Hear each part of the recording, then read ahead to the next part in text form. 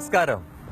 വൈശാഖം സമീറയും ഇന്ന് ഒരുപാട് സന്തോഷിക്കുന്നു, അഭിമാനിക്കുന്നു. കാരണം എന്താണെന്ന് വെച്ചാൽ ഇന്ന് ഞങ്ങൾക്ക് പരിചയപ്പെടുത്താനുള്ളത് നമ്മൾ മലയാളികളെ, പ്രത്യേകിച്ചും പ്രവാസി മലയാളികളെ എന്നും അഭിമാനത്തിലെത്തിക്കുന്ന ഒരു വ്യക്തിയാണ്. ഇദ്ദേഹത്തെ കാണുമ്പോൾ തന്നെ നിങ്ങളിൽ പല ആൾക്കാർക്ക് മനസ്സിലായിട്ടുണ്ടായിരിക്കും ആരാണെന്ന് നമ്മുടെ കൂടെ ഉള്ളതെന്നുള്ള കാര്യം. തീർച്ചയായും പ്രവാസ ജീവിതത്തിലേക്ക് നമ്മൾ കടക്കുമ്പോൾ നമ്മൾ ഒരുപാട് സ്വപ്നങ്ങളുമായിട്ടാണ് ഇങ്ങോട്ട് വരുന്നത്. ഒരുപാട് ആഗ്രഹങ്ങൾ നമ്മൾ ഫുൾഫിൽ ചെയ്തിട്ടുണ്ടാവും. പക്ഷെ കുറച്ചു പേരെങ്കിലും ദൗർഭാഗ്യം ബാധിക്കും. അവർക്ക് അവരുടെ ആഗ്രഹങ്ങൾ ഫുൾഫിൽ ചെയ്യാൻ പറ്റാതെ ഒരുപക്ഷെ ഈ പ്രവാസ ജീവിതത്തിൽ തന്നെ അവരുടെ ജീവിതം പൊലിഞ്ഞു പോയേക്കാം. സോ അങ്ങനെയുള്ള ആൾക്കാരുടെ ശരീരം എങ്ങനെ അവരുടെ കുടുംബാംഗങ്ങളുടെ വീട്ടിലേക്ക് എത്തിക്കാൻ പറ്റും? സോ ആ ഒരു മഹത്തായ കർമ്മം ചെയ്യുന്ന, ഇനി മുഖവരിയില്ലാതെ പറയാം, അഷ്റഫ് താമരശ്ശേരി, അദ്ദേഹമാണ് നമ്മുടെ കൂടെ ഉള്ളത്. നമസ്കാരം ഇക്ക. ഒരുപാട് സന്തോഷമുണ്ട് ഇക്കനെ നമ്മുടെ ഗോൾഡ് എഫ്എമ്മിന്റെ ശ്രോതാക്കൾക്കും ഇപ്പൊ ഫേസ്ബുക്കിലൂടെ കാണുന്ന ആൾക്കാർക്കും പരിചയപ്പെടുത്തി കൊടുക്കാൻ വേണ്ടിയിട്ട്. ഇക്കയുടെ ഈ ഒരു നന്മ പ്രവൃത്തി ശരിക്കും ഒരുപാട് അഭിനന്ദനങ്ങൾ അർഹിക്കുന്ന ഒരു കാര്യമാണ്. അതുകൊണ്ട് തന്നെയാണ് ഇന്ത്യൻ ഗവൺമെന്റ് താങ്കൾക്ക് ഒരു വലിയൊരു പുരസ്കാരം നൽകിയിട്ടുണ്ട്. പ്രവാസി ഭാരതി ദിവസങ്ങളുടെ ഭാഗമായിട്ട് പ്രവാസി ഭാരതി സമ്മാൻ ലഭിച്ച ഒരു വ്യക്തിയാണ്. ഈ ഒരു പ്രവൃത്തിയിലേക്ക് എത്താനുണ്ടായ ഒരു കാരണം എന്തായിരുന്നു? അത് അറിഞ്ഞുകൊണ്ട് തന്നെ നമുക്ക് ഈ ഒരു യാത്ര ആരംഭിച്ചേക്കാം. ഞാൻ എൻ്റെ കൂട്ടുകാരനെ അസുഖമായിട്ട് ഹോസ്പിറ്റലിൽ ഷാർജയിൽ കുവൈത്ത് ഹോസ്പിറ്റലിൽ കാണാൻ പോയപ്പോ കണ്ട് പുറത്തിറങ്ങിയപ്പോ രണ്ടാൾ കരിയുന്നത് കണ്ട ചെറുപ്പം. അപ്പൊ ഞാൻ ചെന്താ ഇതിന് പറഞ്ഞ അച്ഛൻ മരണപ്പെട്ടാണെന്ന് പറഞ്ഞു. കൊല്ലം പുനലൂരിൽ നിന്നുള്ള സ്ഥലത്തുള്ളവരവര്. അപ്പൊ ഞാൻ പറഞ്ഞു എനിക്ക് അറിഞ്ഞൂടാ, ഞാൻ കൂടി തരാമെന്ന് 4-5 ദിവസം കൊണ്ട് ആ ബോഡി കയറ്റി വിട്ട്.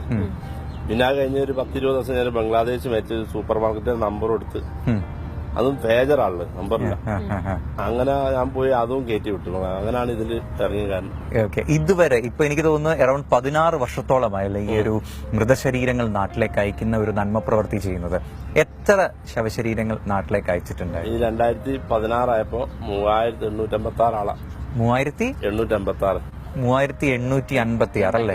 അയ്യോ, അത്രയധികം മൃതശരീരങ്ങളാണ് ഇവിടുന്ന് അയച്ചിരിക്കുന്നത്. ഇപ്പൊ ആർക്കെങ്കിലും എന്തെങ്കിലും ഒരു ആപത്ത് പറ്റുകയാണെങ്കിൽ എന്താ ചെയ്യേണ്ടത്? ഇവിടെ ഇപ്പൊ ഒരാള് റൂമിൽ നിന്ന് മരണപ്പെട്ടാല് ആദ്യം നമ്മൾ പോലീസിനെ വിളിക്കാം. പോലീസ് ആംബുലൻസ് വരും, അവര് നോക്കും മരണപ്പെട്ടു അല്ലേ. അപ്പൊ അവര് വന്ന് മരണപ്പെട്ടു അവരെടുത്ത് കൊണ്ടുപോയി ഹോസ്പിറ്റലിൽ കൊണ്ടുപോയിട്ട് അത് ഹോസ്പിറ്റലിൽ നിന്ന് ഫോറൻസിക്കിലേക്ക് മാറ്റും. എന്നിട്ട് അവിടുന്ന് കോർട്ടുണ്ട്, അതായത് കോർട്ടിലെ ഡോക്ടർമാരെ ചെക്ക് ചെയ്യും ഇതെങ്ങനെ മരിച്ചു. എന്നിട്ട് നമുക്ക് അത് പോലീസ് ഏത് പരിധിയാണെന്ന് വെച്ചാൽ ആ പോലീസ് പോവാം. അവിടുന്ന് ലെറ്റർ തരും. ആ ലെറ്ററുമായിട്ട് നമ്മൾ കോർട്ടിൽ പോയാൽ കോർട്ട് ക്ലിയറൻസ് തരും.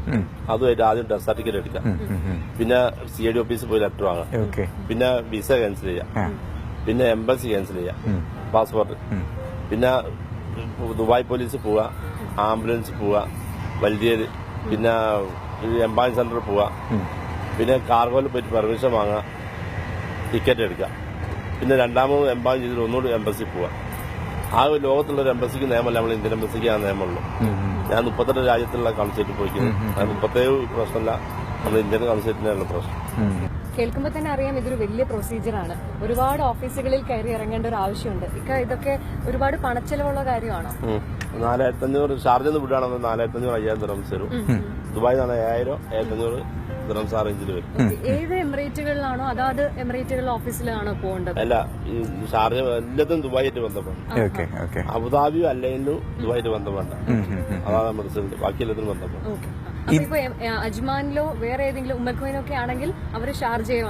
അല്ല, ദുബായും ഷാർജ, അജ്മാനും ഉമ്മൽഖൈനും ഫുജൈറ എംബാം ചെയ്യുന്ന സ്ഥലം ഇക്ക.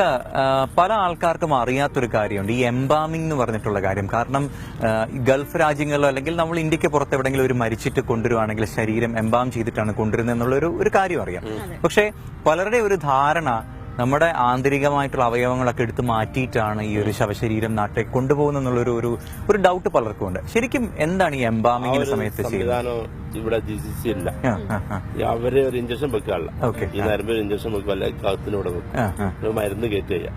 അതാണ് എംബാമിംഗ് എന്ന് പറഞ്ഞാൽ. നമ്മുടെ മൃതശരീരത്തിനടുത്ത് പോലും പലപ്പോഴും ഇന്ത്യൻ സർക്കാർ ഒരു ബഹുമാനം കാണിക്കാത്തായിട്ട് തോന്നാറുണ്ട്, അതിന്റെ വിലയിടുന്നത് പോലും.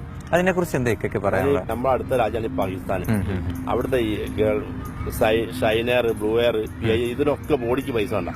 നമ്മൾ എയർ ഇന്ത്യ ആണ് ഈ ബോഡി കൊണ്ട് തൂക്കിയിട്ട് പൈസ ഇറച്ചി. ഭയങ്കര തെറ്റാ. ഞാൻ അവരോട് എല്ലാരോടും പറഞ്ഞിട്ട് ഞാൻ ഒറ്റ പറഞ്ഞിട്ട് ഇത് നേടിയെടുക്കാൻ കഴിയുന്നില്ല.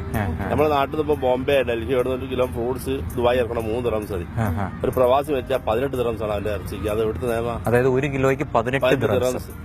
കാണുന്ന ആൾക്കാർ മനസ്സിലാക്കുക. അതായത് ഇവിടുന്ന് ഒരാള് മരിച്ച് ആ ഒരു വ്യക്തിയുടെ ശവശരീരം നാട്ടിലേക്ക്, ഇന്ത്യയിലേക്ക് കൊണ്ടുപോകണമെങ്കിൽ കിലോക്കനുസരിച്ചാണ് ഇന്ത്യൻ എയർലൈൻസ്, അതായത് ഇന്ത്യയിൽ നിന്നുള്ള എയർലൈനുകളൊക്കെ തന്നെ ചാർജ് ചെയ്യുന്നതും 1 കിലോയ്ക്ക് 18 ദിറം. നമ്മുടെ നാട്ടിൽ ഇപ്പോൾ ബോംബെ, ഡൽഹി അവിടെ 1 കിലോ ഫ്രൂട്ട്സ് ദുബായ് ഇറക്കണം 3 ദിറംസ് മതി. ഒരു പ്രവാസി വെച്ചാൽ 18 ദിറംസ് ആണ് അവന്റെ ഇറച്ചിക്ക്. അത് ഇവിടുത്തെ നിയമം. ഒന്ന് ആലോചിച്ച് നോക്ക്, ഒരു മനുഷ്യന്റെ മൃതശരീരത്തിന് ഇടുന്ന വിലയാണ് ഈ പറയുന്നത്. അത് ഇക്കൊക്കെ ഒരു പറഞ്ഞിട്ടുണ്ടോ? നമ്മുടെ ഇന്ത്യ പ്രാന്തനോട് പറഞ്ഞിരിക്കുന്നത് ഇപ്പോ PKCന് ലെറ്റർ കൊടുത്തിരിക്കുന്നത്. പക്ഷെ ഞാൻ സ്വന്തം ഇതിന്റെ ആടെത്തുമ്പോ ഒറ്റ കൈ പോവാ. അതിന്റെ എല്ലാ സംഘടനയും എല്ലാവർക്കും മരിക്കണ്ടല്ലോ. അപ്പൊ എല്ലാവരും കൂടി കൊടുത്തല്ലേ ഇന്ത്യൻ എന്തെങ്കിലും പ്രതികരിച്ചാൽ ഇതിന് തൂക്കിയുള്ള പൈസ ഒഴിവാക്കി 1000 ദിറംസ് വാങ്ങിച്ചോട്ടെ. മനുഷ്യർ അനീതി കാണിക്കാണ്ട് ഒരു ഇന്ത്യ ഗവൺമെന്റ് ചെയ്യണമെന്ന അഭിപ്രായക്കാരാണ്. ഓക്കെ, ഈ പറയുന്ന പോലെ എയർ ഇന്ത്യക്കാണോ 18 ദിറംസ് നമ്മൾ കൊടുക്കേണ്ടത്? മറ്റ് എയർലൈനുകളൊക്കെ കൊണ്ടുപോകുന്നതിന് എങ്ങനെയാണ്? പിന്നെ എയർ ഇന്ത്യക്കാർ കയറ്റും. അവരോടൊപ്പം പറഞ്ഞാൽ നമ്മൾ പൈസ ഇല്ലാത്തവരും പൈസ കുറച്ച് തരും. അയ്യോ, അതൊരു മര്യാദ എയർ ഇന്ത്യക്കാർ കാണിക്കില്ല. നമ്മള് UAE പ്രവാസികളായിട്ട് എത്തുന്ന ആൾക്കാർ പല വിശ്വാസത്തിൽ, പല മതങ്ങളിൽ പെടുന്ന, പല ജാതിയിലുള്ള ആൾക്കാരാണ് എത്തുന്നത്. അപ്പം മരണം എന്ന് പറയുന്ന ഒരു മനുഷ്യനെ ഏത് സമയത്തും പിടികൂടാവുന്ന ഒരു കാര്യമാണ്. തീർച്ചയായും പല വിശ്വാസങ്ങളിൽ പെടുന്ന ആൾക്കാർ ഇവിടെ മരിക്കുമ്പോൾ എങ്ങനെയാണ് അവരുടെ കർമ്മങ്ങളോ അല്ലെങ്കിൽ ഇവിടെ തന്നെ അടക്കുന്ന ഒരു പ്രൊസീജിയർ ഉണ്ടോ, അല്ലെങ്കിൽ മരിച്ചു കഴിഞ്ഞാൽ അവർക്ക് അങ്ങനെയുള്ള കർമ്മങ്ങളൊക്കെ ചെയ്യാനുള്ള അവസ്ഥ? ഇവിടെ മുസ്ലിംസ് ആരും ഹിന്ദു ആരും ക്രിസ്ത്യാനി അവരാ മത ആചാരപ്രകാരം ചെയ്തിട്ട് അർപ്പണം ചെയ്യാം. പ്രാർത്ഥന കാര്യമൊക്കെ ചെയ്യാം. അതിനുവേണ്ടി പ്രത്യേക സ്ഥലങ്ങളൊക്കെ സ്ഥലമുണ്ട്. എല്ലാത്തിനും മെമ്പർ സ്ഥലമുണ്ട്. ഹിന്ദു വിശ്വാസത്തിലുള്ളവരാണെങ്കിൽ ദഹിപ്പിക്കുകയാണ് ചെയ്യുന്നത്. അതിനുള്ളൊരു അവസരമൊക്കെ ഉണ്ട്. ഓക്കെ, എവിടെയാണ് അങ്ങനത്തെ സ്ഥലം? ഷാർജയിലുണ്ട്, സജയിലുണ്ട്.